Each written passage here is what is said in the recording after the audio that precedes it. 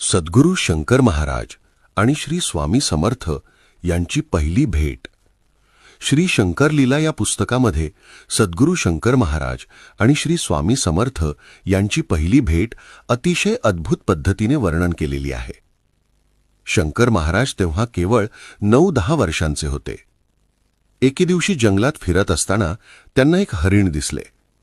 त्या हरणाची शिकार करण्यासाठी बाळ शंकर महाराज धनुष्य बाण घेऊन त्याच्या मागे धावू लागले. हरिण आणि बाळ शंकर दोघेही धावत धावत सिद्धशिव स्थानावर येऊन पोहोचले.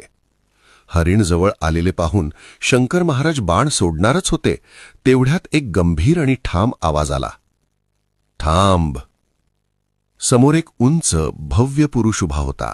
मोठे कान, लांब हात, कमरेला लंगोट, अतिशय दिव्य आणि तेजस्वी व्यक्तिमत्व. त्या पुरुषानं शंकर महाराजांना विचारले, निष्पाप जीवाला का मारतोस? शिकार करायचीच असेल तर हिंस्त्र प्राण्यांची कर.